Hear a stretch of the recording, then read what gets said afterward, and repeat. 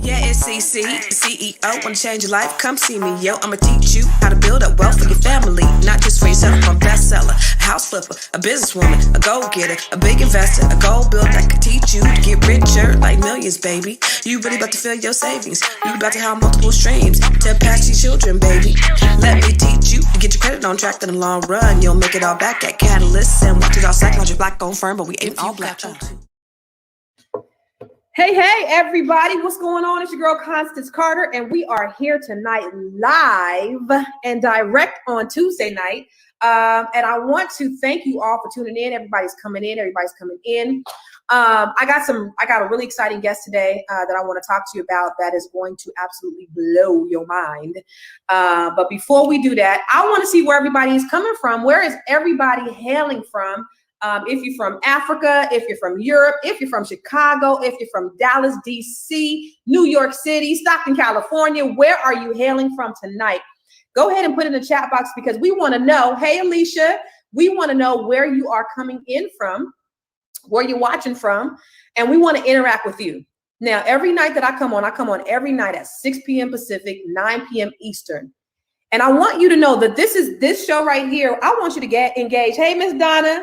I want you to engage with us because this is a dialogue. It's not a monologue. So the guests that we have here that come on here every single night, this is an interactive engagement session where we want you to ask questions. We want you to talk back to us. We want you to say, ask all the questions that you want to ask so that you can get your breakthroughs. So Alicia, she's from Avondale, Arizona. Lisa Real Spit, she's from Baltimore. What's up? Big up to Baltimore. That's one of my favorite places to be, East Coast. Represent. Miss Tamisha, what's up, lady? Good to see you tonight. You are hailing all the way from Colorado. Keisha Didell is from Dallas, Texas. And I am super excited that you guys are here. Everybody, just put where you at in the chat box. I want to make sure that you are subscribing to Fly Nubian Queen because I want you to get alerts that I am coming on every night at 6 p.m. Pacific and 9 p.m. Eastern, okay? So go to the YouTube page and make sure you hit the subscribe button, and I want you to also hit the notifications. Make sure your thumbs up, and then I want you to go over to Nobody Works Harder Than Constance Carter page, and I want you to subscribe and hit the notifications button over there. Then I want you to go to Instagram. Come and check me out. I am Constance Carter on IG. Nobody Works Harder Than Constance Carter on Facebook as well. All right, kings and queens. And also, I want you to make sure that you're getting all of our alerts. So make sure you text the word queens to 31996 so you can know everything that's going on with Fly Nubian Queen. All right. Now I got a really exciting guest. Her story, I talked to her today and her story was so amazing.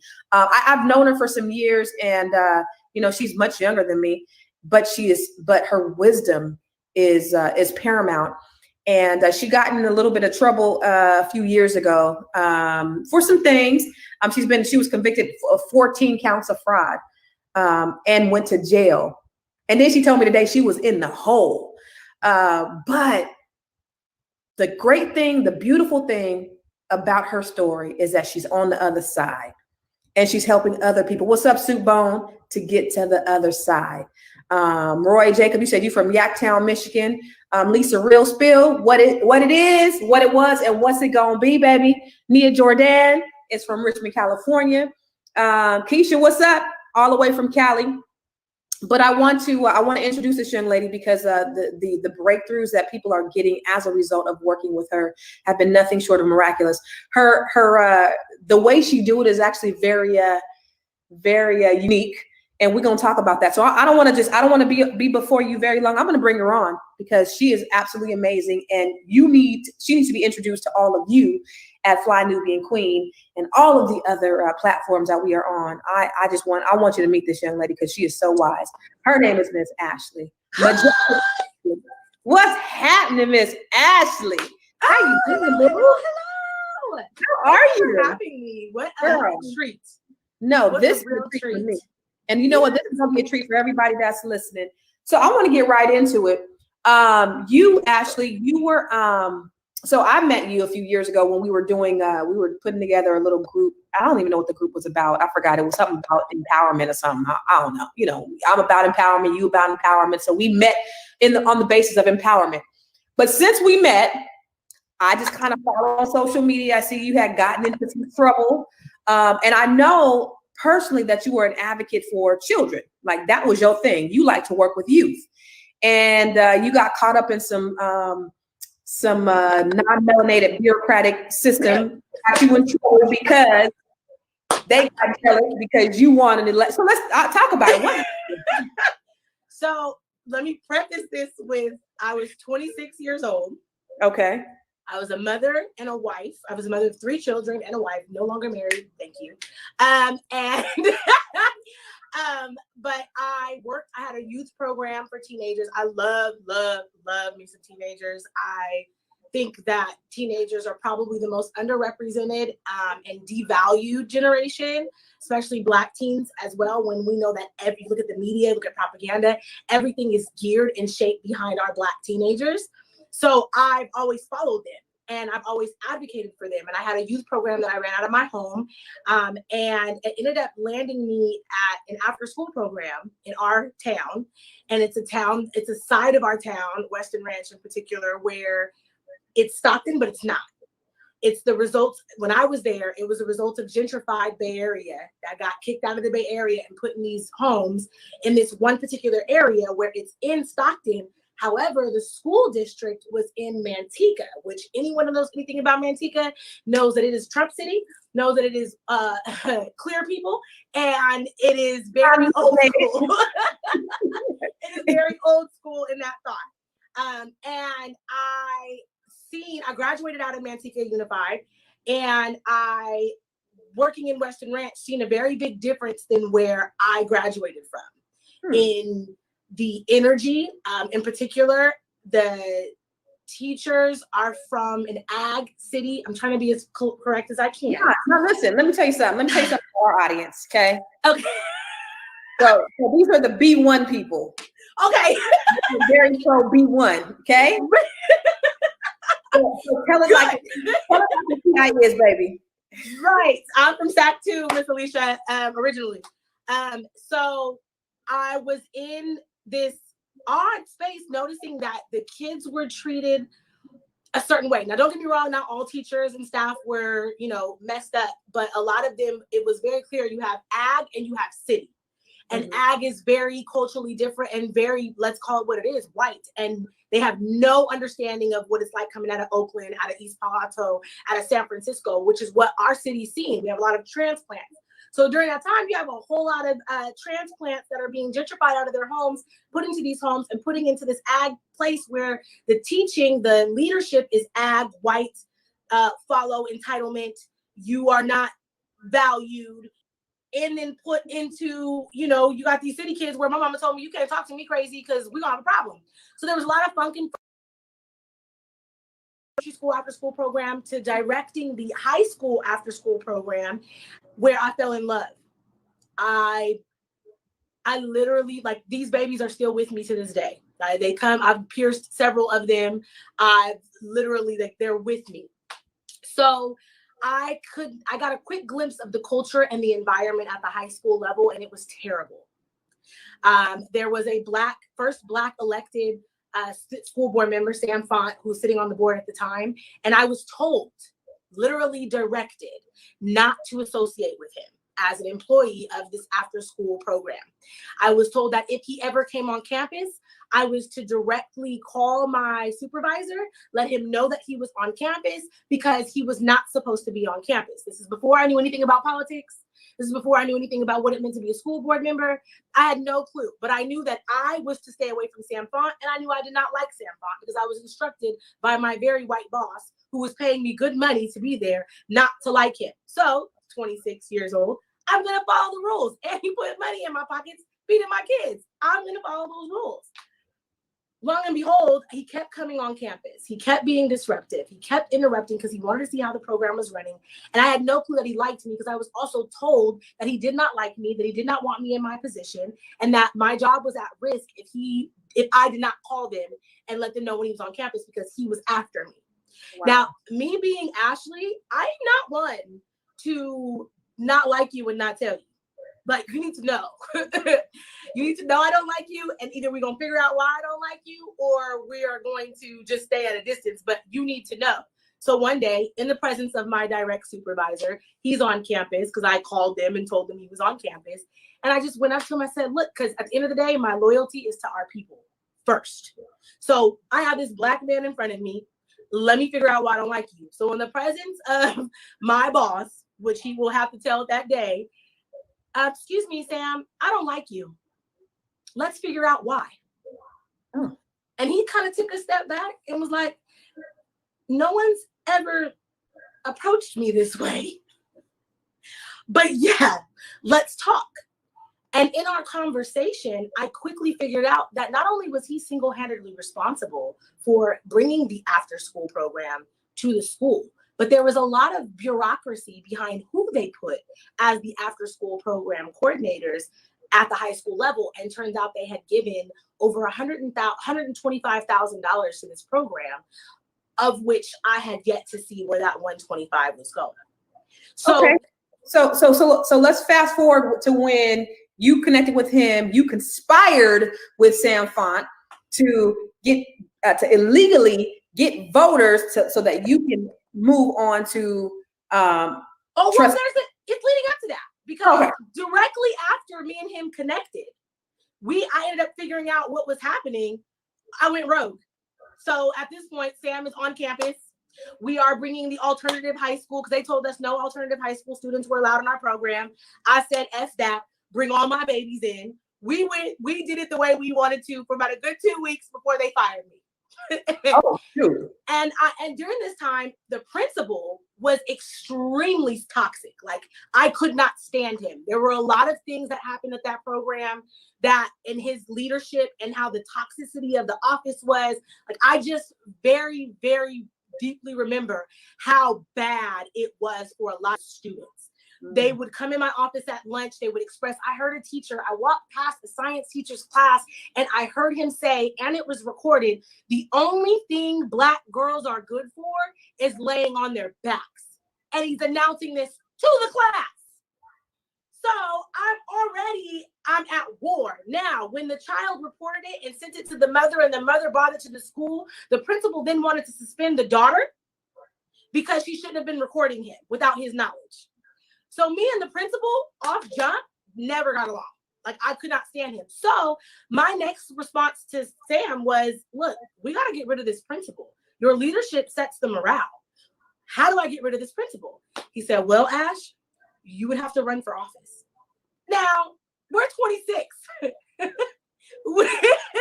We don't know nothing about this. I don't. He does. He's amazing. I don't know nothing about it. I'm like, well, let's do it. Like, whatever. We need to get rid of this principal. We need to get rid of this after school program. We need to get rid of these teachers and some of these staff that were messing with students. Like, there was a lot of stuff that was inappropriate that was going on that campus that fumed me to be in position. Now, at this time, my ex-husband and I and our family, his family mainly, had a nonprofit organization that was deeply rooted into the community. So I was in Weston Ranch every single day. Not only am I working there, but his entire family lives in Weston Ranch. So Weston Ranch is my home. Like, this is where my kids are. My kids, when they eventually grew up, they all are still in Weston Ranch for school now. Like, this was my area. Everyone knew me by my name. Everyone knew him by his name. Everyone knew our families by their name. So it wasn't like I was some outsider sticking in. This was my community. So from there, we were living downtown at the time in the process of moving out because we were going through an entirely different issue where I was living in downtown Stockton. Like, it was huge, bad issue down there. Of course, it's downtown, so you can imagine. So then I decided, okay, I'm going to run. I'm not in Weston Ranch yet, but we're moving into Weston Ranch, but I'm going to run.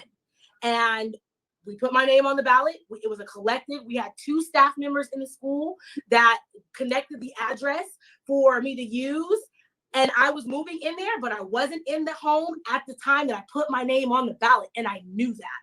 Now, what I didn't know is that it's illegal. What I didn't know is that it was perjury. Even though it says by penalty of perjury, I didn't read anything. Like, even when they brought up in my trial the evidence, you can see on the evidence, I'm crossing off stuff. I'm miswriting things. Like, I'm not paying attention to anything. I have no attention to detail at this point. All I know is the last hour before my name can get on the ballot. I'm working on getting a house. Haven't got my house yet, but we're on our way out, and I got to get in this school district because these kids are suffering. Just so you can get a data number on it, 261 suspensions in 1 year compared to the equivalent size high school in the same district that's predominantly white, 61. Wow. Pipeline to prison in your face, literally. So at this rate, I'm putting my life on the line. I don't care, but I don't know either. I'm not understanding good old boy politics. I'm not understanding the connections. I'm not understanding anything in the background. All I know is that my Black babies need me. And I'm going to do whatever it takes to make this stuff happen in the change necessary. I don't know nothing about no $222 million budget. I don't know anything about, contracts. I don't know anything about anything other than get rid of that principal, get rid of those teachers, get rid of that inappropriately behaving staff, and make the changes that my kids need in my community that directly impacts my community. Weston Ranch is 5,500 homes. Literally one way in, one way out. Nothing to do there. What happens in the high school trickles into the community. So when there were fights that would break out at that high school, there'd be shootouts in the community. It is a very different dynamic in Weston Ranch that I was literally fighting for. Bam, fast forward, name gets on the ballot. 3 days after my name gets on the ballot, I'm not knowing it's a secret that I don't live in the right area. I'm not knowing that my address being not real at this point is an issue. I do a community activating for where I'm at viral video. Like I'm where my downtown apartment was. I started advocating for them because we were having issues with bed bugs. They weren't doing anything about. We were having issues with major roaches. They weren't doing anything about. And I knew I was on my way out. So I knew that I had to fight for the community that I was in while I'm running for another community. So I did a video and it went viral. In the video, I'm telling them that I live in this area. So it's never a secret during the campaign that I do not live in my area. But little did I know that that's illegal. So I'm just still not in secret, I'm not quiet about it, but I'm still fighting and advocating for both communities that I'm in, and we do no campaigning. The newspaper of Manteca, Ripon, and Weston Ranch calls me and says, hey, so do you live in the area? And I said, no, I'm in transition. I'm actually getting ready to be approved for a home in Weston Ranch right now, and I'm going to make that move. I said, but in the meantime, I'm on my way out. That is what I said to the paper. They ran, the only campaign that was done was literally ran saying Ashley Drain does not live in the community. So it was not a secret. Do you know I never campaigned, never put a flyer out, never went. I went to the Tea Party. Manteca Tea Party hosted something that I went to and they fell in love with me at. So even them so-called quote unquote racist folks that people call them fell in love with Ashley and supported me, and I got their endorsement. That's that side. So they weren't even a part of voting me in. They just endorsed me. I won. I beat a 16-year incumbent out of his seat by 1,502 votes. I beat him without campaigning. Wow. Right? Wow. Yeah. So at this point, okay, what next? I won. I don't really, whatever. And it was myself. Sam was also on there. And then we had another guy, Alexander Bronson, who was 22. He was white and Mexican. So at this point in San Joaquin County, we have 4 elected officials under 26 years old, because you had Michael Tubbs at the time who was councilman, and they're all minorities. So San Joaquin County, if we were even focused on power of color, we broke history, because I don't know anybody anywhere with that, looking at numbers, under 26. Right. We were there, So bam, we're all in position. Tubbs sits on the other side of the fence. Us 3 are causing hell on this board. And we have no clue that these people are organizing against us. Like, none. I'm clueless. I'm like, look, I am publicly going for the principal. I'm publicly outing the Weston Ranch racism. At one point, I'm on the front page of the newspaper every single day for weeks. Like, my dad would get up, go to his front door, the paper would be on the door and be like, oh, my kid's here again. Like, it was hard as hell. It was my first run-in with public scrutiny. I was devastated, but at the same time, I was still very pro-Black. I chopped off all my hair. I dyed it hot pink. I had black fists carved in the back of my head. I wore dashikis to board meetings. Oh, Like, you were asking for it. You were asking for it. Oh my God, what is wrong with you? You gonna break your you want black. Hey, I went to an HBCU. I went to this. So, like, you can't tell me nothing. Like, I know what my ancestors went through. I got this. This is me. Mind you, I have 3 children under 5. Yeah. So, Wow. like, I'm literally all over the place. So, they came, girl. Like, they came for me like you wouldn't believe. I would be in board meetings and they would have to live stream the board meetings for the second floor to watch because we were overcrowded. Manteca had never seen so many people at board meetings. When I tell you, anytime I open my mouth to speak, they would boo me. When I tell you the ridiculousness of it, and here's where it came. They all came in red t-shirts, girl, that said the Sea of Red. White folks don't even live in Weston Ranch. Wow. Nowhere near. Like, when I tell you, it was the hardest, most challenging time for me because I'm learning politics. I am also learning what closed session is, which this is what clearly let me know that if you think you know when you're watching the media what's really happening, you don't. You have no clue. If you depend on the media to tell you the truth about politics, it's a lie. Mm. And I learned that quickly because the way that they would spin my words, and I mean, I was like, I didn't say that. Like, it would be and there's nothing that you can do because they're journalists. I mean, it was just so you can get a kind of a glimpse. Sam still has the paper and he brings it out every once in a while. But there's one paper where they had a picture of our whole article was above the title of the newspaper. Think about it. So you know how you open your newspaper and you got the title and then it's the article? Nah, boo. Nah. They put us as the title of the whole newspaper. My picture and Sam's picture and Alexander's picture. Right when you open, there's no title. The title of the newspaper was underneath our article, literally in the middle of the fold. Wow. Right. Just so you can understand. So there's one particular person would come to the board meeting and say, Ashley, if you don't step down, we're going to bring criminal charges against you. Mm. Every board meeting he would get up, step down. I ain't stepping down. Get rid of that principal. Let's get rid of that principal and I'll step down. It took, to my recollection, it's been quite some time. It ended up being $225,000 to get him out of his contract with a positive recommendation, which I was pissed about. So we got him out of his position. We put the teacher on early retirement and the after school program changed. Simultaneously, while this is happening, while these changes are being made, I'm literally in this space of, okay, now my whole personal life is falling apart. Mm. Like, I should have been out of my marriage long before then, but now I'm crippled. Like, my marriage took off one knee, amputated one. Now this level of public scrutiny is taking off the other. Like, now and then I would go back to an email that one of the teachers forwarded me. She said, because I'm sick of this, that the teachers union president sit and said, and I quote, "We almost got her. All we have to do is cut her off at the knees and she's going to step down." Wow.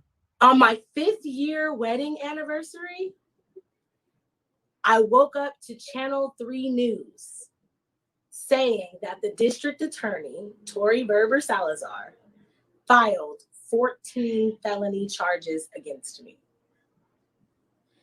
Now, I even have so much of a speeding ticket.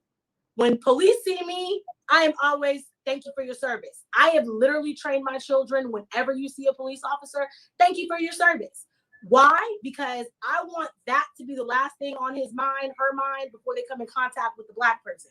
Mm-hmm. When you see me, my Blackness, and my Black babies, we always tell you thank you so that perhaps if you have any issues, you may renege on some of your ignorance. That's just my philosophy on life. So I'm literally that person. So I had no clue what I was walking into. Never been before a judge before, never been to court before, not a ticket on my record, don't get any issues. The police officers when I was in elementary school and high school loved me. Like, I didn't have any issues with the law. So I didn't know what I was coming into at all, let alone a felon. What? I don't even, people, that doesn't even match the articulation of how I live my life. Like, right. What do you mean? So bam, I get hit. I'm thinking this is gonna go away.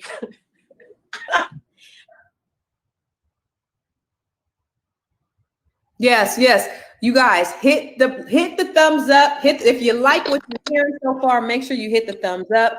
Make sure you are sharing this on your page because it's getting gooder and gooder and gooder. And it gets better. Make sure you share this conversation on your page because we're getting through all of the pre stuff to where we are, where it gets juicy, and then we're going to take you over to the breakthrough part of the conversation, and it's just going to get better. So your friends need to hear this, your family need to hear this, your cousin them need to hear this, because here's the thing about it, and this is what I love about you, Ashley. You have gone through the fire and you have walked out of the smoke is not that far behind you, but you tend to do it with such regality and royalty with your head high. Like you, and I love the fact that you said that you went to jail because you wanted to go to, so we'll talk about that in a minute, but just the fact of the things that you went through because you knew that it was going to be something that's going to be able to help other people. And it wasn't just about you. And I love that about you. I mean, your life's mission. So anyway, keep going. You guys share this. This is good. Uh-oh, we can't hear you. Are you muted? Are you muted? Nope, can't hear you now. So again, you guys, please share and make sure you subscribe to Fly Nubian Queen. And oh, by the way, I do a Q&A every Tuesday. I did my Q&A today at 5 o'clock. Every Tuesday at 5 o'clock, 5 o'clock Pacific, 8 o'clock Eastern. Come on, go over there and subscribe to Constance Carter VIP. Come in, ask me some questions. I'll bring in some friends from time to time, like Ashley, Katrina, different guests that we have on will be in there. We'll be answering all your questions because what I did is I teamed up with Dr. Boyce Watkins and we decided to bring great information to the community for absolutely a low price of free for the first month. So we want you to subscribe to Constance Carter VIP so that you could have a VIP session with me and talk to some of my great friends. I can hear you now, baby. Can you hear me? Mm-hmm. Yay! Good. So go ahead. So I don't even know, Lord. Telling the story is crazy. You got they on your 5th anniversary. You found that you were being charged with 14 felonies. So I didn't know anything. It's on the news. Like I'm like on the news on some felt like and I just thought that it would go away. Like I didn't know what I was walking into. And yeah, shout out to Western Ranch. So boom, my arraignment comes. So I walk in the courtroom and it's the most embarrassing thing ever hearing the charges read off. Like it's a room full of people and they're just running off the charges. Election fraud, grand theft. I mean, it was like, where's all this coming from?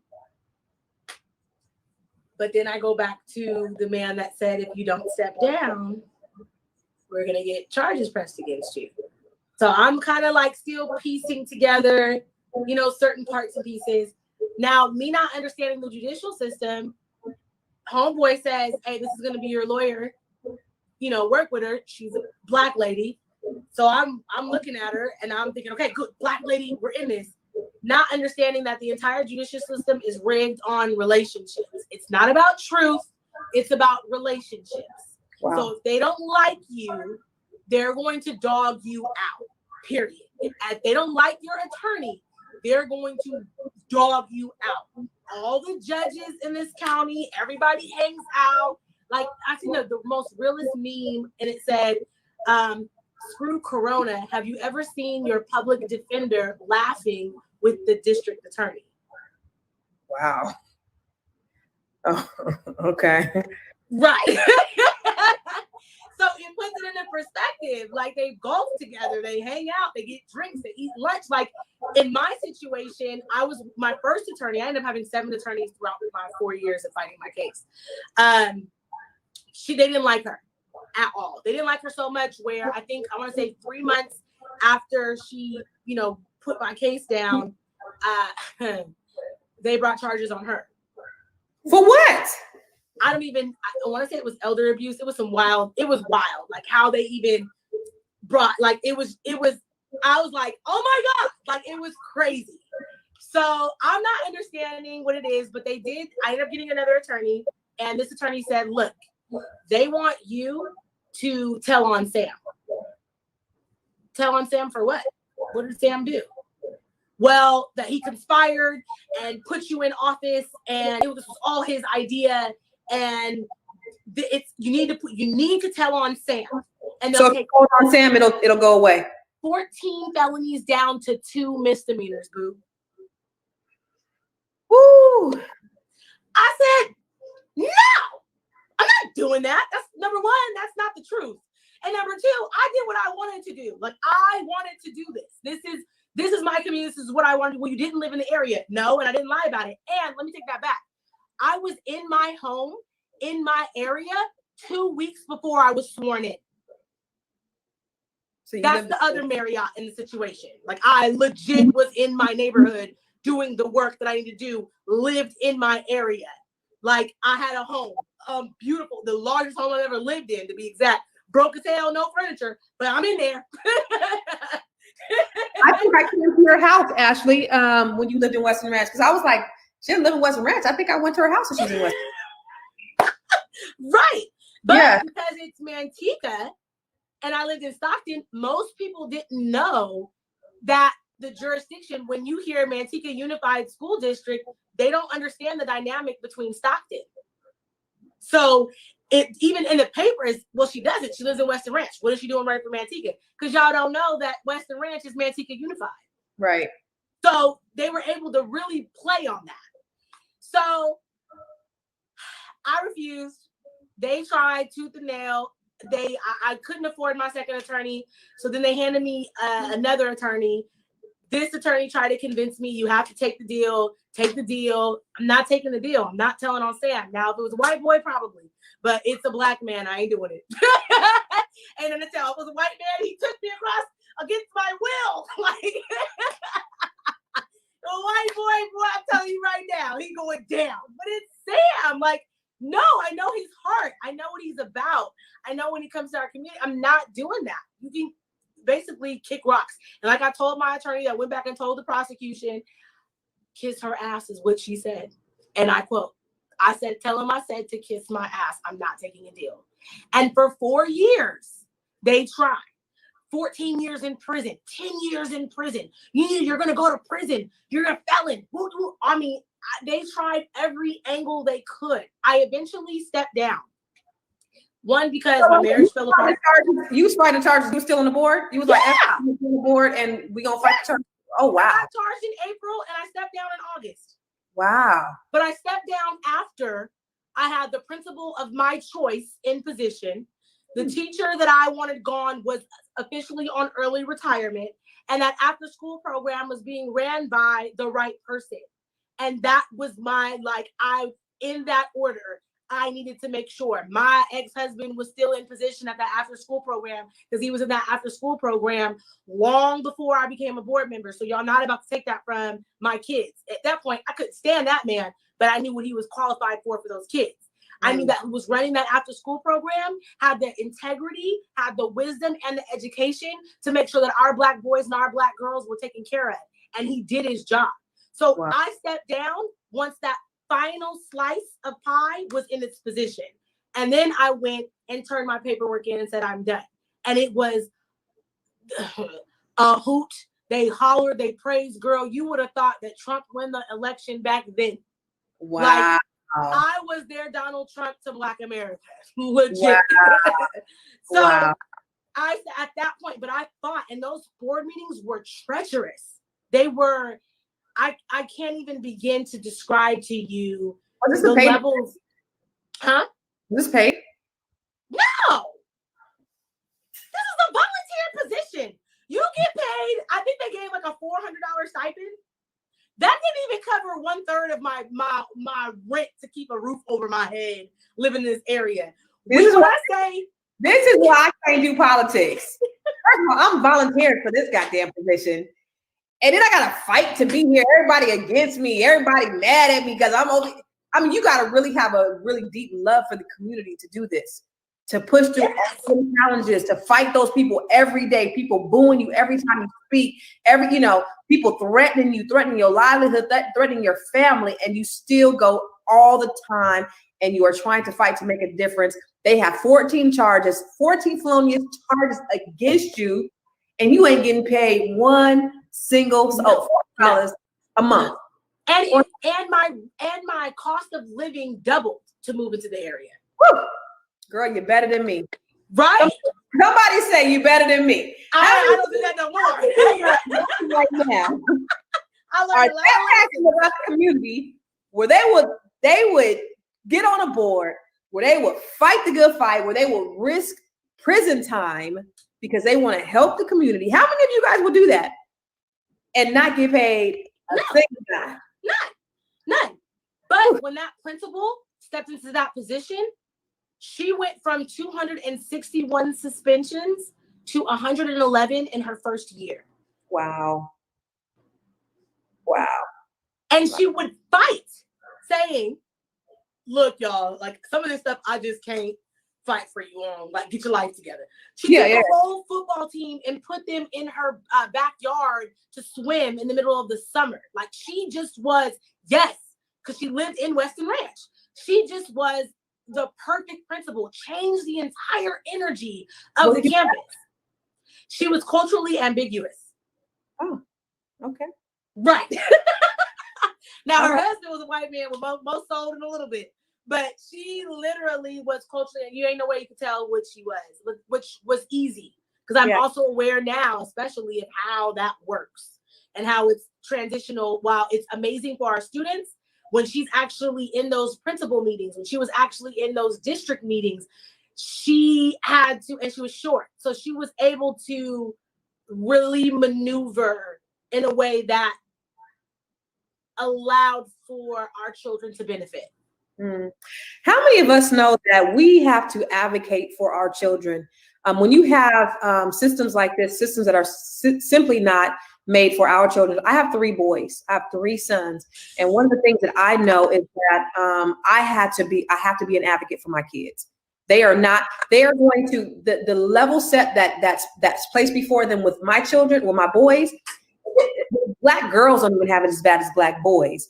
The standard for black boys, the tolerance level for black boys is so much lower. You do the same thing as somebody else, you're out of here.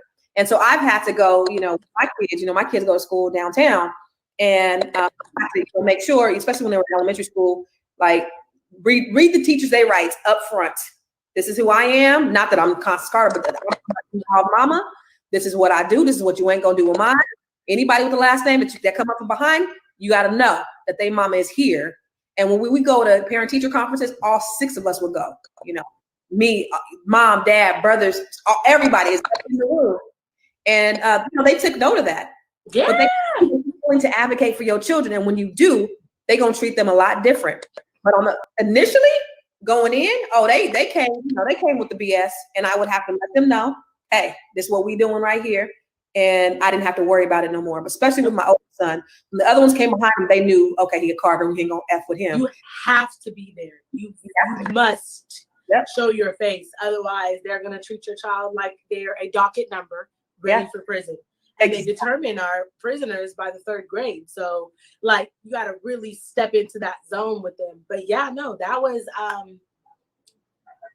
was wild to see. Now, even board members were ridiculous. Real racist in closed session statements being made. It was very, very interesting to be in that position and see behind. And mind you, these people who are running this district have been sitting on these boards for 14 plus years, old as all out. The guy that I met, my best friend's mom had pulled out a newspaper from back in the early 80s, I want to say. She lived in that. That's how long she'd been there where this board member that I beat said, Black people don't even know what they want to be called. It was quoted. Oh, wow. Just so you could understand the mind frame of who's running. And that's the thing for the people who are watching, who aren't from here, who aren't from California, who aren't even from the Valley. Like I come from the Bay Area, which, where I'm from, it was very liberal. And when I moved to Stockton, it felt like I moved back about 50 years. And when I started working in Stockton, I seen the divide, and I seen how different people operated very differently. I remember when I posted my picture of my elementary school class on my Facebook page, and somebody said, "Wow, you was the only Black kid in class," and I was like, "Oh, I was," because I was treated that way. I never noticed it because we never, where I was from, I was the only Black kid, but I never knew the difference, right? But when I came out here, it was totally different. I was working at a company that was, I was the only Black female manager, and there was all these Black managers, and they were like, "Well, I can't show home to an Asian person. I'm a cowboy from Turlock." And I'm like, "Well, what does that have to do with anything?" Or they would say racist remarks, and they would forget I was in the room. And I came from Silicon Valley, where diversity was celebrated. And so to come and have this mind frame, and it blew me away. So I understand that's the type of mind frame that you're dealing with. And it's across America. I mean, this is indicative of especially a lot of like Midwestern states and towns across the country. We're dealing with that constantly. So it's so important that we are advocating for our children. And advocating for them with unapologetically. Yeah. Because a lot of times you'll get into these rooms, and because they're in this astute position, you can become a little bit intimidated by. And I said, sitting as an after school program, and then when I became the school board, I was on campus. Like, I'm on the campus. I am for my kids, and y'all can't say nothing to me. Guess what? I'm everybody's boss. And that was the other thing too. When they fired me, I told the after school program director, "I'm coming for you." And got her ass, excuse my language, but I gotta say it with that level, out of there. Quick. Like, "I'm coming for you. I don't know how, I don't know when, but I'm coming for you." And literally came for all of them. So I went from being their subordinate to their boss. So imagine how a lot of these white folks with entitled perspectives were feeling. Now you got this loud, yeah. And you're unapologetic. So so you were convicted. So I went through a trial. Because that's where it gets interesting. Okay. I went through a whole trial, and they removed the only Black juror 45 minutes into deliberations because she refused to vote guilty within 45 minutes of taking back all the evidence. Mind you, 80% of the evidence in my trial was my Facebook page. Guys, be careful what you write on Facebook. Just so you know. They would have more damning evidence if they would have looked at my Instagram, but whatever. 45 minutes of deliberations. They got rid of the only Black juror, so I knew I was going to be found guilty. The next day I went in, I was found guilty on all charges. Juror number 5 mouthed to me with tears in her eyes, "I am so sorry." One of the jurors was a Lodi golf instructor that did golf instruction for the bailiff and several of the DAs in our department. Oh, that's a conflict. Oh, it was so much conflict in my jury alone. And the way that, now that I've stepped out and got to see everything, the way that they did it and how the judge even worded things was very precise, so that on paper it would look one way, but if we're in the room to see it, you knew what it was. So that's the other part too. Them stenographers, that don't mean nothing. That's a waste of time. That's not worthy. That is, they can manipulate that as much as possible. Like, let's be clear. That even the jury picking and how that's done, it's the whole process. Like, if there's one thing I can offer anybody, what you think about the judicial system based on what propaganda has told you, it's not it. It's not it at all. Like, that was such a huge awakening for me. Now, here's where it also gets interesting, because I wasn't even done with my trial yet. And Sam went from being school board trustee to running for city council, right? He won the area, but when it came to district wide, 12 hours after he put his name on the ballot, they filed charges against him so that he wouldn't win. Oh. He had conspiracy charges. Then they ran it in the newspaper. I mean, when I say this is a good, so the guy, and that's the other part too, the man that said, if you don't step down, we'll have criminal charges pressed against you. His wife's name and signature and investigation was on my evidence. That made it to, Okay. Yeah. Wow. So then Sam gets charged, and now he's not going to win city council election, which I'm really glad he didn't, because Sam does not need to be in the forefront. He runs from the back. Like, that's where you need to be, boo. You create the changes over there. So, but they made sure he did not win that election. He's one of the investors. He's one of the investors in my dispensary. Yeah. That's my, like, and when I tell you, like, I saw him, he's a maverick, and I've literally poured into his spirit that it's only expanded him. So on the spiritual side, what was happening between me and Sam was the expansion of his spirit and his consciousness that allows him to be a power player in politics and in life. Like, that's where we got close. Okay. So I've invested into that. So I had no problem not telling on him. Like, we're not doing that because I'm going to tell on. I did what I wanted to do. So after my trial, then I went for a mistrial, because I knew that my attorney that took me through trial failed on purpose. So much so, when we finally a year later got to my mistrial, he took the stand, and it's on record. He now works for the DA's office. Wow. Don't blame me, but it's cool because I have no energy of anger. So I was found guilty. They said it's going to be 2 years in jail. So in my mind, I'm now prepped to go to jail for 2 years.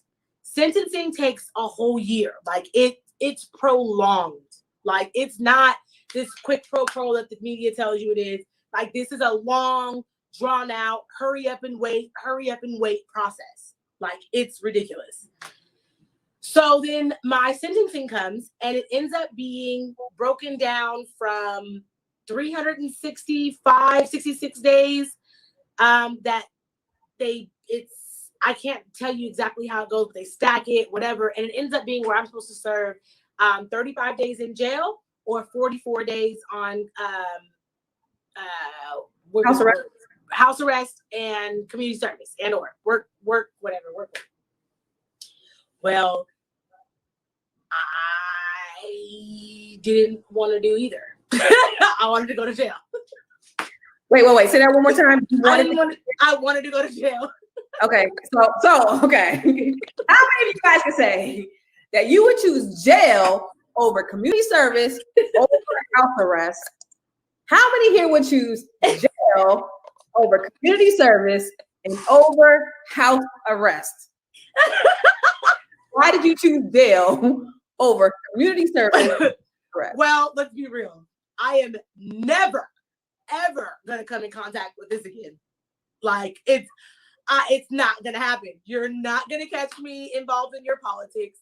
You're not gonna catch me involved with your judicial system. Matter of fact, I don't like none of y'all. And so why not? Jail is like, if I'm just like, I'm fascinated. And keep in mind, I grew up writing my uncles and cousins in prison. Like, I used to write them 10 to 14 page papers. Like, I'm legit, like, I'm curious to know what it's about. On top of that, I know that there's injustice. I know that there are needs that are not being met. I'm not stupid to figure that out. And again, it's only for 35 days. Like, only. I was originally facing 2 years. And that was a BS picture they took of me too, Constance. Let's be clear. I cried at my sentencing because my cousin got up and started speaking kindly about me, and that made me cry. So they posted that, making it seem like I cared about what anybody was saying about me. I didn't care about what nobody was saying. My cousin made me cry. That's it. I didn't cry at all during the whole process. So I take it back. I cried when they removed my black juror because I knew I was going to be a felon. That part. So that's when I did cry. But other than that, they never seen me move. I took the stand in my trial and argued with the prosecutor. Like, I did not care. I was like, y'all, guns blazing. So I knew from what I heard from my uncles and my cousins in prison that the only way you're going to know and experience is to experience it. And I'll take your word for it, boo. I'll take your word for it on how prison is. I don't want to experience that. No, but I knew I wasn't going to be in it. So it was like a month. And then let's be clear. Wait, how many days? How many days? 30, so it's 37 because I ended up getting locked up in the hole when I was in there. So they added 2 days. And I'll tell you what happened with that. But I legit was like, I'm going to do this. And then I had a really good friend that I'm no longer friends with, but a really good friend that was also in my ear who had served 14 years in prison and was like, Ash, I know you. He literally helped walk me through so much of my life in that time. He was like, you need to go. Like, you need to experience that as well. Like, there's something in there for you. Either. Ex-friend. He told you to go to jail. You know him too. So I was like, cool. So I had no one else was with me on this other than Aunt Sarah, of course. She was like, baby, whatever you decide, I'm rocking with you. You'll be fine. You'll be Sarah. That's your auntie? She's not my aunt. I gave her the name of aunt. She's my really close friend, but she's my elder. Okay. And she had been my rock through everything on the love coaching side. Like, it was just amazing to have her. So with them two in my ear and knowing that no matter what, I was going to be fine, everything just aligned. I ended up getting an assistant before I went in. So she took care of my kids when I was gone. She made sure that money was on my books. She made sure my bills got paid. So it just was lined up. But 2 weeks before, I was scheduled to go turn myself in for the second time because the first time I felt miserably. I was supposed to be there at 9, didn't get there till 5. So I was on my own time. Yeah, had a warrant out for my arrest and everything. Because I had to get my hair braided, had to get my nails done. Like, because, I had to make sure that I was ready for jail. Wow. I also heard that I had like 5 of my homegirls the night before I went to go turn myself in the first time who gave me the game. They told me what officers to stay away from. They told me to get my hair braided because I could sell the fake hair before I left, or I could give it away to the girls so they would need it. Oh, honey, yes. Like, they recycle hair? Yeah. Like, this right here, this is gold, okay? This is gold in jail, and they don't make you take it down. Right. So I was like, fine. I'm down. I'm going to do it. And I'm sorry. And then so I failed. I was turning myself in at 9 a.m. And I got there at 5 because I was getting my nails done. I was getting my toes done. I was getting my hair done. I get my makeup done because my mugshot's got to be pristine. And they ended up filing for a warrant for my arrest because I didn't show up to turn myself in. So I went back to court the next day. And then they rescheduled my turn-in date for June. So I went from January to June. So I had another 6 months to mentally prepare myself for my turn-in. Turned myself in.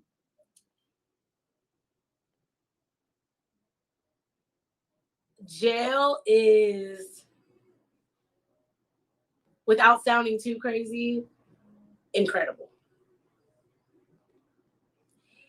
I wasn't expecting that one. When I say it,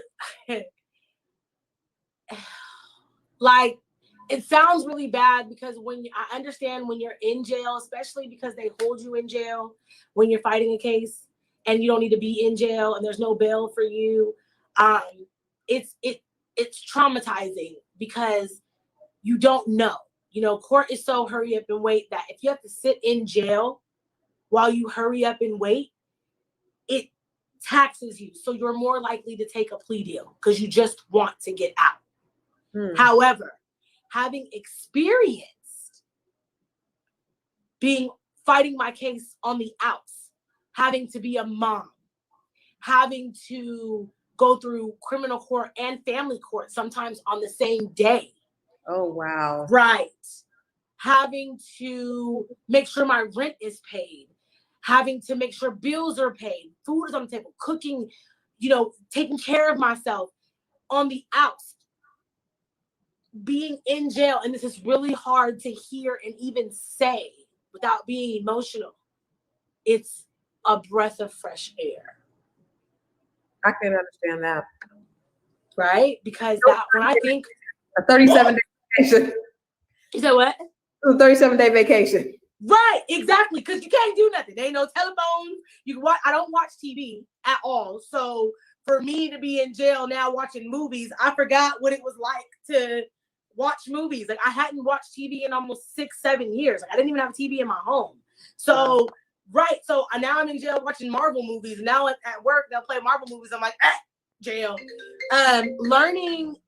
Literally learning about. Oh, it's my iPad. I'm like, why is this going off? Learning the ways of the jail, eating spreads. You know, my homegirl had put me on and was like, whatever you do, go in there and say you're on a gluten-free diet so you can get some real food because you're gonna eat soy the whole time you're in there. So that's a real thing. Yeah. I went gluten-free. I used to trade my eggs because they were making about the Trump supporter. You said what?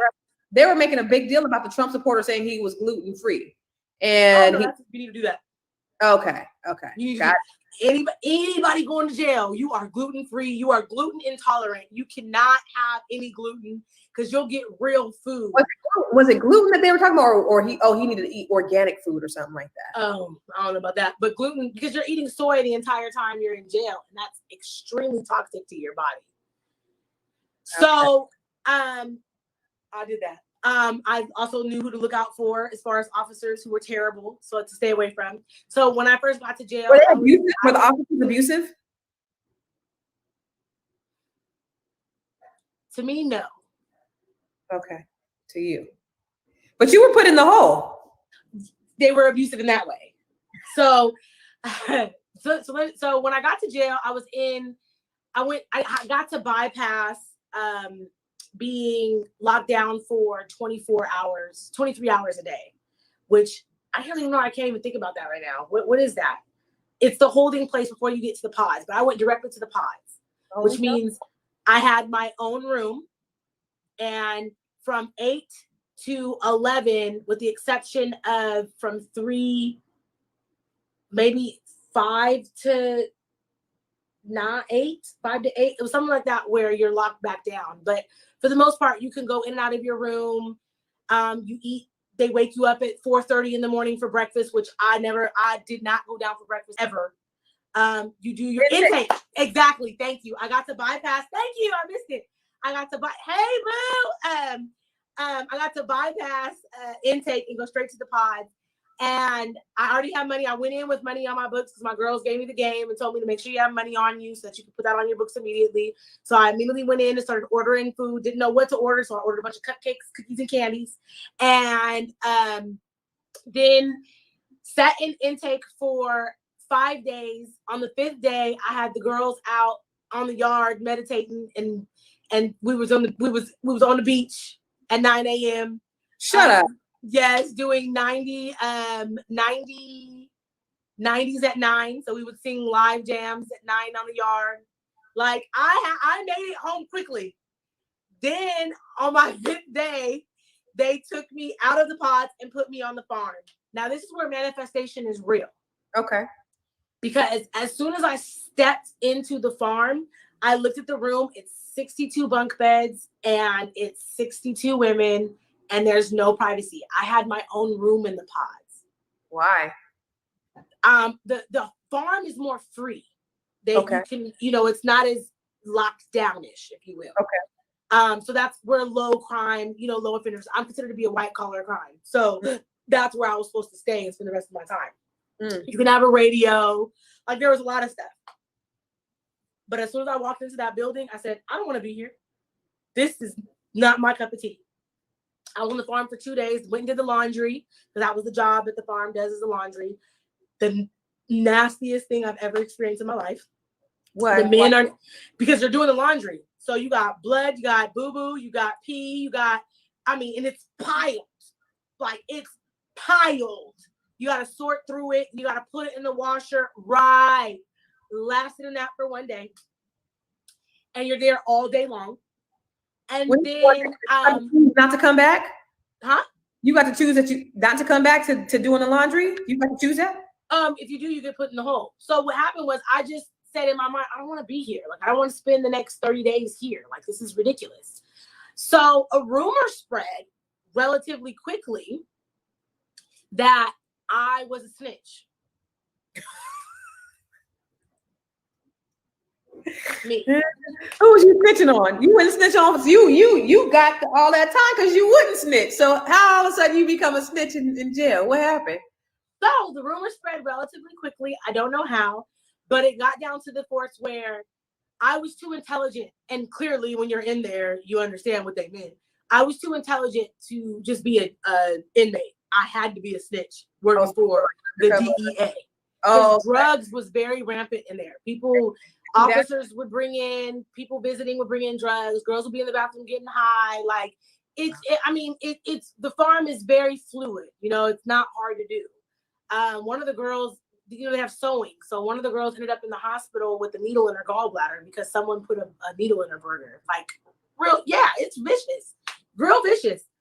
So then the officer, the sheriff, comes to me and said, I'm going into chow. And she says, hey, are you Ashley Drain? I said, yes. What's up? She said, well, there's a rumor going around that you're a snitch. I said, I ain't no snitch. I'm in here because I didn't snitch. What's up?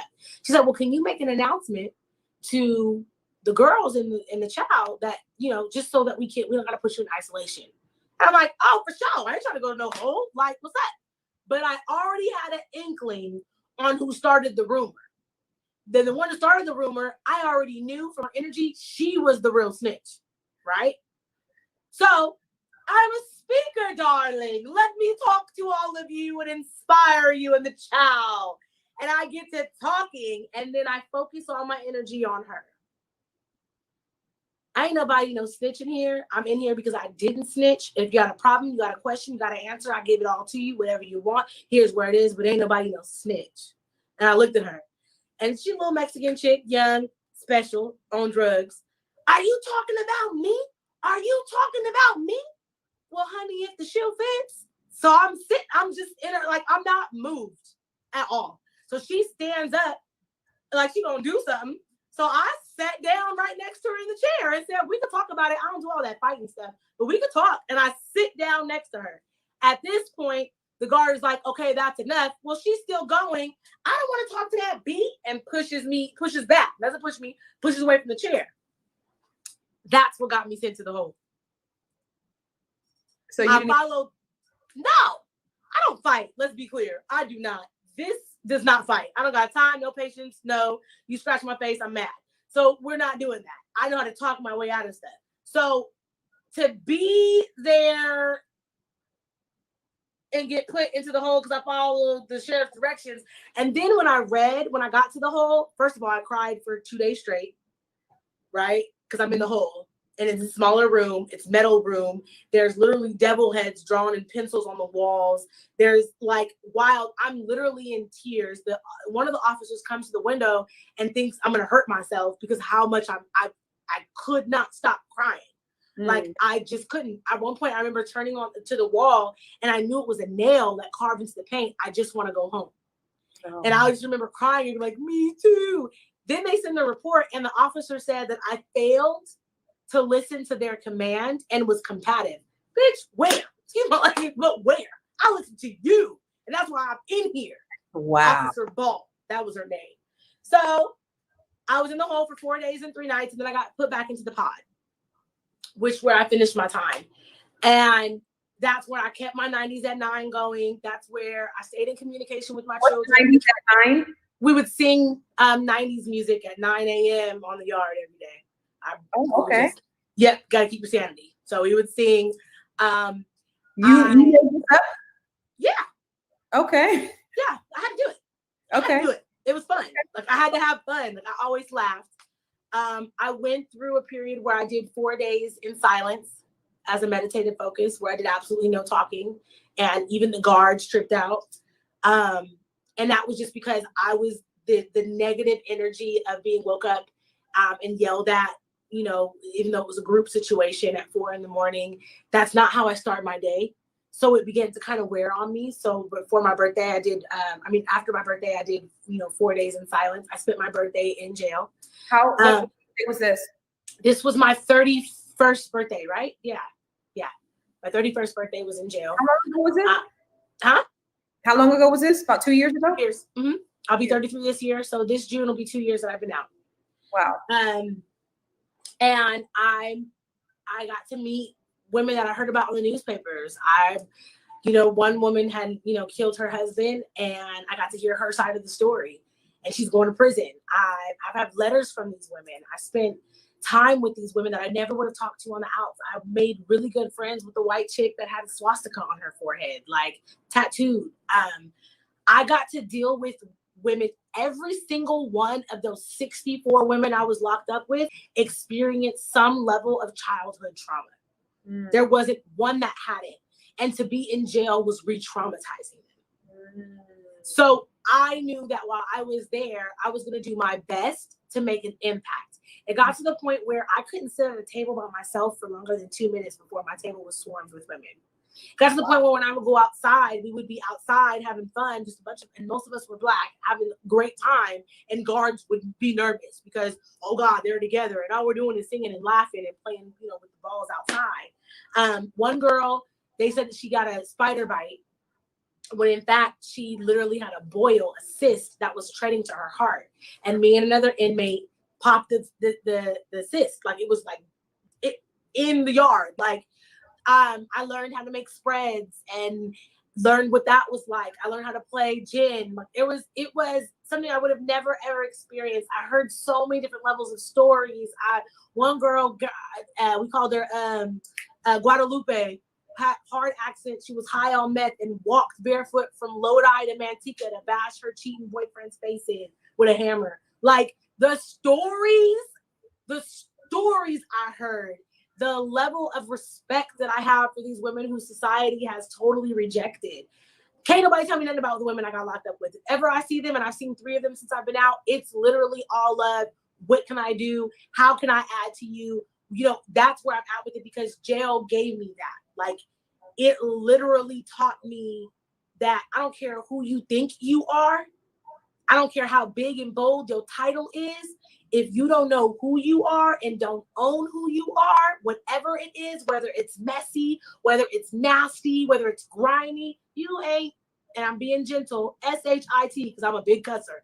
So, like, legit, I also let go of other races using the N-word, because everybody uses that word in jail. Everyone, white, Black, Mexican, it's normal. So all my beefed up, puffed up, in jail, I'm gonna fight all y'all? Nah. So I let go of all of that. Like, it's genuinely, as insane as it sounds to people, in San Joaquin County Jail, is used as a term of endearment, literally. And it's said with respect to us, as insane as that seems. And so when I got my ego out of that, because I am pro-Black, and ain't no white girl about to sit up there and use that word. And so I heard that white girl story, and when I heard where that white girl was tatted up on her face and was a butch, like all of that, and when I understood she had killed 2 people before she was 16, like, there in her mind, she Black. And that word is acceptable. Like, and there's no way around it. And you ain't about to fork me out. So have at it. Wow. Whatever. So I had to let go of so much of myself, talking to my kids and hearing my baby's voice while I'm in jail, getting letters and the importance of those letters, seeing, money getting put on my books for no reason. Like, I had people I didn't even know knew I was in jail putting money on my books. Visits, honey. My assistant had to schedule my visits. Like, my visits were taken every week. You couldn't just pop up on me. Like, they were gone. But those visits meant everything to me. So I have a different love, respect, and admiration for people who have served time. Like, if you get out of prison and out of jail and you're able to function, I worship the ground you walk on. Wow. Especially when you've done years. So the fact that society has this idea that when you go to prison, or especially women, speak for my culture, Black women who will automatically look at a Black man who's been to prison and say no. Number one, they need therapy. Let's be clear. Whole lot of therapy. And they also need to be very clear about what they did in prison when it comes to other men, because that's an issue as well. Well, I heard so I heard from 2 different people who worked at prisons. 2 different people told me they didn't even work at the same prison. Two people said, and I don't know how many people who've been in prison in here, you could agree with it or you could not agree with it, but they said anybody who's in prison over 2 years, any male who's in prison over 2 years, they both said this, have had some type of sexual contact with another man. I disagree with the word anybody, but I do believe that majority. Let's say majority, because I know some that I flat out know for a fact didn't, and then I know some that say they didn't and did. Okay. Mm-hmm. So, and you'll know, and I've dated and been in situationships, because that's all that it could ever be until they get healing, with men who've done time in prison. Mm. So, but my respect for the warriorship that it requires to have the mentality to get out of prison and or jail and still not go back and make something of themselves. Oh, honey, I may not be able to be with you, boo, but I'm going to respect you, and I'm going to make sure that you have everything that you need to be able to make it successfully in this world for our community. Why is that? It's a warrior to get out. You have to literally heal some part of your brain from the programming and the devaluing and the demeaning and the conditioning that prison does to you. And as a Black man, of which I love Black men to their core, you gotta be amazing to not get out and be broken and on drugs. Wow. And that was just 37 days of being in jail. So my mind would just run and race with what prison must be like. So you gotta go after our men who are trapped in these hoods from generational and historical generational issues of being suppressed, oppressed, and violated, and put them in your prison, because heaven forbid they become educated and then are out in your system would cease to exist. It couldn't stand the warrior that the Black man that's in prison is. All of our most truest, authentic, strongest warrior Black men are in prison. Wow. On purpose. This has systematically been broken down for generations. And when they get out and they're successful, you a lucky one if you got one and they're able to regenerate themselves and heal themselves. A lot of them can't even heal themselves, because to tell on themselves when they did that gay stuff, you know what I'm saying? Because gay for the stay is real. Yeah, gay for the stay. It's real. When you've done that and come out of it, that's exceptionally challenging to admit, because don't nobody know what it's like in prison until you're in prison. Until then, it's just myths and fables. So what are you having? My 37 days let me know. If I hadn't dealt with that in my past, and know that I don't want to deal with any man that's ever been on the down low in life, if I hadn't had to deal with that, I think I'll be. You dealt with a man that was on the down low? Yes, ma'am. Yes. And that in itself is a whole book. Okay. So if I hadn't dealt with that, then I would think that I would be able to deal with a man who's honest about what they went through because of what prison was. Like, I understand. Wouldn't you be scared that he would be tempted to go back? I wouldn't know until I was in that situation, because in my past experience, all I wanted was honesty. I can't say what I wouldn't do until I'm in that situation. And I can honestly say that in my personal situation, I just wanted honesty, and let's see where we can get. Let's see where we can go if you're honest about what your impulses are, because I also understand that that's not natural, that came from somewhere. And on some level, some clickage level, some chemical level. And in my past, it was because he was abused, which I personally believe that men are more sexually, Black men, Black boys are more sexually abused than Black women. Children. That's my belief. I'm not gonna hold nobody to that, but in my experience, yes, by men and women. And me being a molested child, I understand.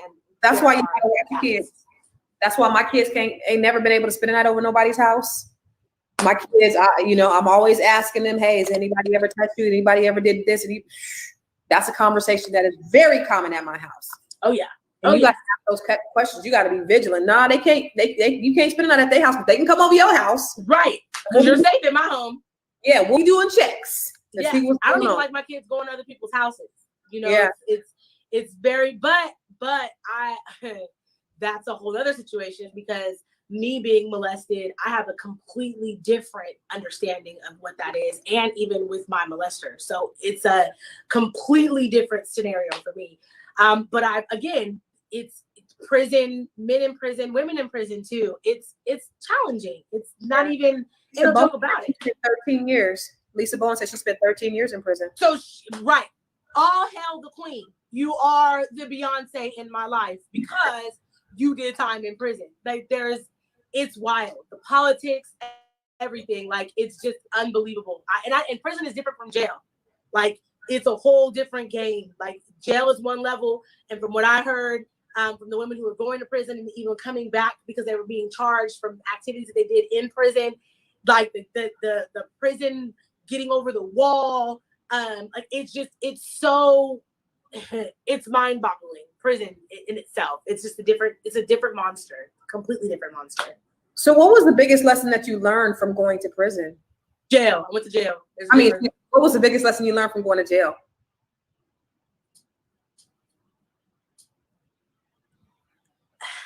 I learned a lot.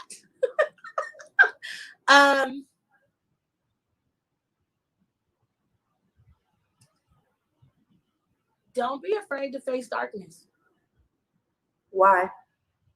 Because in darkness, you find the greatest gems that give you the best wisdom, that give you the best instruction and guidance on how to behave. What was the thing that you took from prison that's really helped you in your life today? Say that again. I'm sorry, I was reading this. What was one of the things that you took from prison that you are applying every day in your life? That I took from jail that I'm applying every day in life? I keep in prison. Yeah, what was one thing that you took from jail that you apply in your everyday life? Hypothalamus. I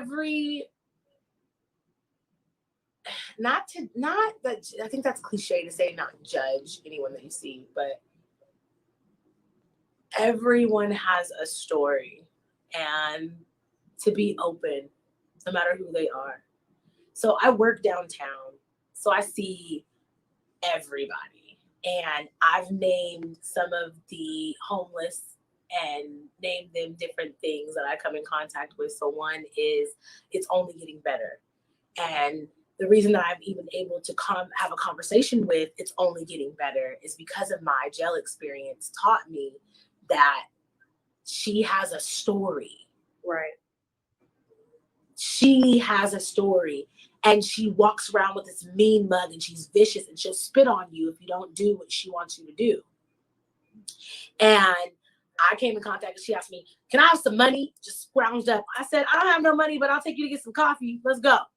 And she's like, "Okay." And she went, and I was like, "Why are you so frowned up?" Like, and because I've been to jail, I know how to talk to them too.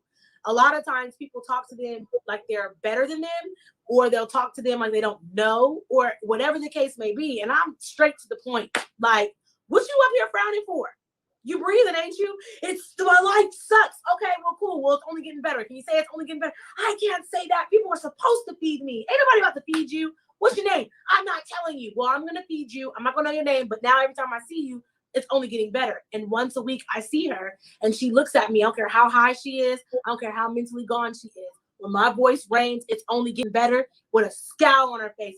It's only getting better. All right, good. Thanks. Like, if I could put that thought into your brain, it's a seed. So that's what I took. Everybody has a story. So now and Lisa Bowen says, I learned that you aren't the same person when you come out, either that you'll be better or worse. But the good thing is you have a choice. Yep. Good thing is you have a choice. So you do a lot of spiritual work. Yes. Today. Yes. And you help people find love. And actually, Ashley, because we're an hour and 19 minutes in, I want to talk to you tomorrow. I mean, do you have time tomorrow to come on? And yes, I'll come on at 6 tomorrow. Because I want to talk about the work that you do today. Because this was such a fantastic story. And I'm so glad you walked us through that. Because I think I know it's life-changing. And I know that for somebody to choose, I'd rather go to jail than to spend 300 hours doing community service or however many days in house arrest. 44 on house arrest. 44 days house arrest. Let me just, and you said the district attorney said no. I would rather you come and work in my office. I'll give you some. I've been to her home. The DA? Yes, 2 weeks The after lady we who- brought out the of lady who jail. prosecuted you? Yes, I've been in her home. Why did she bring She you to her? loves me, and I actually kind of like her. Even when I was, I like her. I do. I hate this part about myself where I can find the good in people. But even though she is a reason that I am a felon, I really like her. Like, it's the weirdest thing ever. She could prosecute me today and I'd still be like, I really like her character. I like that she is politically savvy. I can separate me from her because it wasn't personal. Yeah. You know what I mean? Her position, the level of pressure that she was under, in the politics and all of that. Like, I never spoke ill about her in the public eye, even though when people try to say it, I never, ever, because I understood the position of politics. It's just because she's the head DA, she ain't got a lot of control that happened underneath her, other sort of firing people. So I understood where position she was in and what side of the fence she needed to sit on for her longevity in her position. So at the end of the day, everybody got to be out for self. Yeah. So I understand that. I didn't take it personal, and I won't say I adore. I like her. I love her son. I think her son is amazing. I think he is, absolutely amazing. However, it's just interesting. I did. So it was all business, even though you rescinded. And it was business. It was politics. She didn't know me. She only knew what the paper said. She had never met me in person. There's a lot that goes into it. Then when you watch how gracefully 4 years of me being consistent in who I am transpires, I'm pretty sure there's some wishes that you could do things differently and could have done things differently. And I've literally spent time with her and have helped her see things even within herself in my very own office. One of the last things I've said to her within my office is, how do you want to be remembered? And once you figure that out, you'll move differently. So because I don't have a judgment of people, it gives me access to a higher perspective that gives me peace. I don't ever get the short end of the stick. A higher perspective that gives you peace. So that way you will never be the victim. Ever! I can't be. I can't be. Was it a black thing? Yes. I identify as black so much so where I put a black fist in my hair and shaved my head bald and wore dashikis to board meetings. So therefore, I got that. Yeah, you asked for that. What I did. You know what I'm saying? Doesn't mean they're right or wrong. It just means it is what it is. Now where I'm at, I sit pretty. I have the love of my life as my man, and will be my husband. My children are well taken care of. I'm taken care of. I live my dreams every day. Like, what am I to complain about? Who do I have to complain about? Nobody, nothing. It is what it is. There's people I don't like, but that's just whatever, their fault. So where you sit right now, you are in a what? Where are you? I'm in my office. Is your office? So the district attorney was in this office? Yeah. What did she do? What's she coming there for? Well, she ended up coming getting some sessions. Didn't know she was getting a session, but she was talking to me. Came and had to come see me about some community work and what some avenues that we could take to inform people about how the system works. Because she really is about change. She really is. I think she's in a really odd and stuck position because you are still beholden to the people that put you into office. Wait, isn't this the office that had the people in blackface for Halloween one year? Yes. Oh, we brought that out in my case too. We definitely, that good old Sam, he brought that on up. Yes, it is. But those people that were in blackface are under her, in positions of power, and it's really hard to fire a DA. It's like firing a police officer. Wow. So you got to do some tumultuous things. So me understanding that perspective, me also understanding the position that she's in, I really feel like there's potential power, but also at the same time, there's a limitation because of the position. So I don't have a judgment of her. That's given me access to a world I didn't even know about. And I've been able to single-handedly influence situations where our young Black boys are not being necessarily penalized by the system, but guided and put into different programs. I've been able to connect that. Yes. That's what it's about. Yeah. At the end of the day, it works. It's about impact. Yes. And you impacted people throughout your journey. I mean, there's been impact. There was impact in your story from the beginning when you were helping the youth. There was impact when you were going through the trial and the things that you had to persevere and the counseling that you had to give to even Sam and walk him through his journey. And then there was impact when you went to jail and you made a difference in those people's lives. And then there was impact in your own life where you had your own spiritual awakening. And now there's impact that you're doing in the community. And then your healing work, which is what I really want to talk about tomorrow, the healing work. But it's unique. The healing work that you do is so unique because look at where you are. And I want everybody to look behind Miss Ashley. This is her office. This is where she does healing work. Tell us what you do with your healing work. I pierce. I put needles in people. What do you pierce? I pierce everything. I am a certified, went to school. I was put through school. Someone, the owner of the shop that I work under, seen a gift in me and put me through school. So you pierce faces, noses, everything, vaginas, nipples, everything. Y'all do Brazilian waxes over there?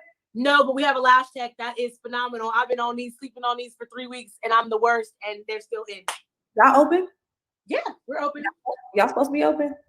We are supposed to be open with certain limitations that we abide in. Okay, make me an appointment with the lash girl. Yes. Oh, she's phenomenal. You'll never ever go back to strips ever in life. Okay, that's what's up. Yep. So you pierce people, but you also do what while you're love piercing? coach. Okay, so how does that work? So you have 2 options. You have 3 options. One, you can come in just for a straight love coaching session, which is me showing you how to navigate through your adversity, your pain, your agony in the now moment. Or you can book a spiritual piercing, which is when we're going through a love coaching session. Within that hour, we're also doing multiple piercings on your body, each representation of you releasing your trauma, releasing your pain, releasing your breakups. 9 times out of 10, I do piercings all over the place. But when we're talking about spiritual piercings, I'm either helping people resolve themselves from abuse or breakups. Those are my 2 things. Breakups are huge. A lot of girls come to me after a breakup and we're piercing noses, we're piercing tongues and lips. I did a 57-year-old's vagina. She was getting her hood pierced. And yeah, that was amazing. Amazing for who? For me and her. Like and she was a nurse. Like it was, I even posted, like I tried to like block out. Are 57-year-old vaginas wrinkly? Hers was actually very much so intact. Okay. Black don't crack or sprinkle. Okay. So when you pierce a vagina, what does that do for the vagina? Depending on the piercing, I prefer the hood piercing because the ball sits on top of the clitoris and gives a sensation based off of where I place it. That's my preference. That's really the only one I like to do. But you can get your labias pierced. I mean, it's just up to you. And I am not cheap. So this piercing, that it helps during sexual intercourse, or it helps during sexual intercourse, helps when you're sitting down, helps when you're walking. Yeah, if it's placed properly, yeah, it does. It gives you orgasms, lots of them. I don't want one, but wow. So you do this. Cool. So you'll do a piercing, you'll do a coaching session with a piercing, or you'll do a coaching session only, right? And the coach. Okay, and the spiritual thing. So the breakups. So if somebody they experience a breakup, how do you help them heal? You're coming to me because you're in a breakup. So we're going to talk about the breakup, and we're going to talk about what you can do to navigate through that pain of the breakup, help you observe the pain of the breakup so that you're not getting subsided in it. And then when we pierce night, so I've done 4 spiritual septums that were based in a breakup. And after the needle went through my forceps, and a complete emotional breakdown happens. It's nothing like it's amazing. So by the time that they're like, and it's like a full-on breakdown, by the time they're done crying and getting themselves together, they feel so much better. And that usually leads to my next booking, where they follow up with consistent coaching after that. Okay. Wow. My goal is to coach you to where you don't need me. That's my goal. I don't need you to need me. Okay. And then the abuse coaching that you do is what? People, So those people don't know that they're coming to me for that. Really? No. They usually are coming in because they're fighting depression or anxiety, and I'll hear a little voice say she's been raped, she's been molested, and I'll say, so, and I'm very casual about it. So how old were you the first time you were sexually abused? And then that, what? How did you know? Well, I've been molested, so I understand. I was molested in my childhood, so I completely understand what is it you're going through. Now, what if I told you that being molested was actually a gift and not a tragedy? I've never heard that before. And from there, we begin to work, because that right there is you have a choice to choose how you want it to be. You don't have to make it a negative. It's an event that happened. That's a part of your spiritual DNA, a part of your awakening, should you so choose to use it as that. You don't have to, but I'm here to show you the glory of when you do. Wow. I'm a proof of it. And that's where it goes. And I haven't had one person not see the benefit of it. I've literally gone as far as a client of mine who is also now a dear friend of mine.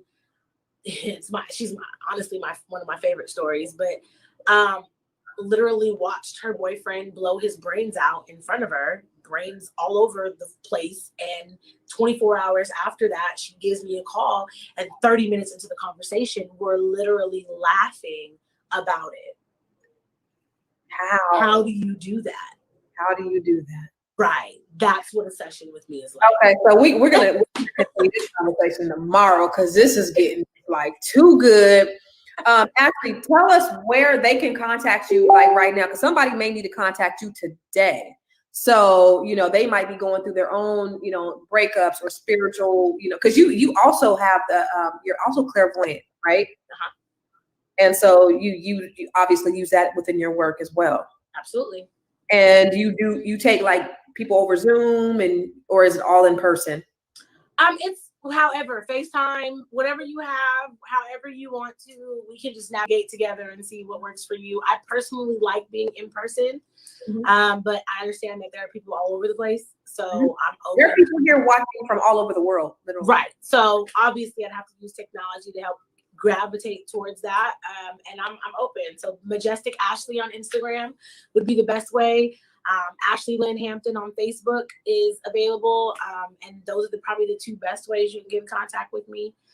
And I'm open to a certain degree. You can't just hit me up and you're not willing to do the work, because I'm not going to argue with you about your belief system. I'm not going to argue with you about your religion. I don't care about any of that. I just want for you to understand that it's your mindset. It's what's going on in your mind. Number one, how to train your mind, but even beyond that, how to observe your mind, because you're not your mind. So there's an easier way. So I'll figure out where your nuts and bolts are, and then we just begin to kind of unravel from there. But I'm not going to fight for you to change your perspective. That's just not what I have time for. Woo. This is from Florida. She said she's ready.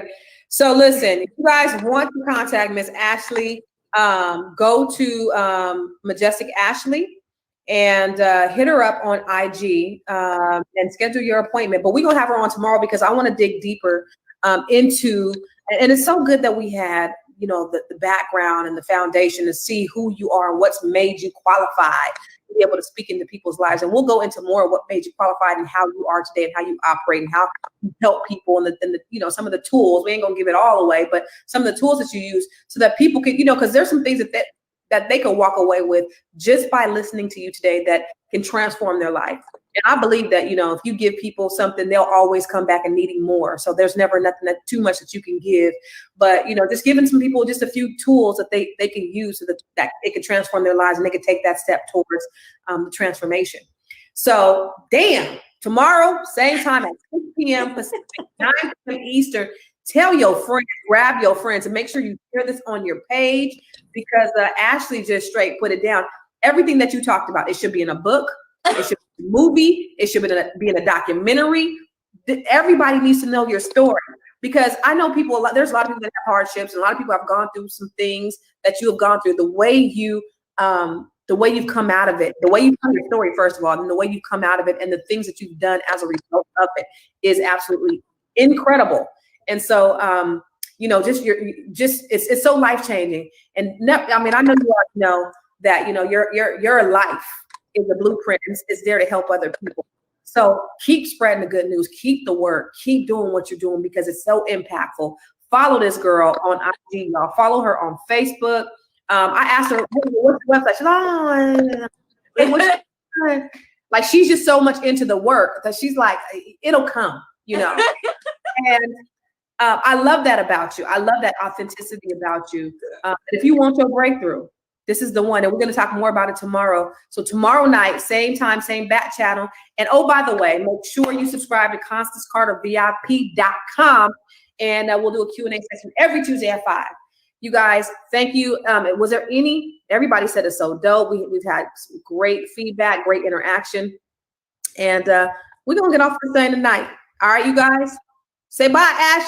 Bye, CEO, want to change your life? Come see me, yo. I'ma teach you how to build up wealth for your family, not just for yourself. I'm best.